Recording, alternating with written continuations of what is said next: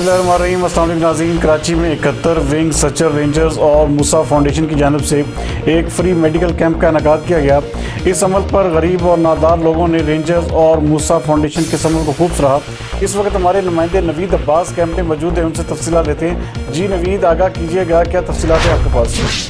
जी, बिल्कुल। इस वक्त हम मौजूद हैं सिंध रेंजर्स और मूसा फाउंडेशन के ताउन से मुनक्किद किए गए इस कैंप में। कैंप की सूरत हाल नाज़रीन BBC 11 हेडलाइंस न्यूज़ की स्क्रीन पर देख सकते हैं। ताहम इस कैंप पर मौजूद तकरीबन गरीब परवर लोग हैं जो कि इस मुस्बत इकदाम से मुफीद भी हो रहे हैं और इंतहाई खुश भी दिखाई दे रहे हैं। और आपको बताता चलूँ कि कराची बल्दिया टाउन में मौजूद ये कच्ची आबादी है जो कि इत्तेहाद टाउन के नाम से मंसूब है, जहाँ कसरत से सहूलियात का फुकदान है। ऐसे में रेंजर्स और मूसा फाउंडेशन के ताउन से ये मुस्बत अमल बाइस तस्कीन है और अहले इलाका इस अमल से काफ़ी खुश दिखाई दे रहे हैं। जी।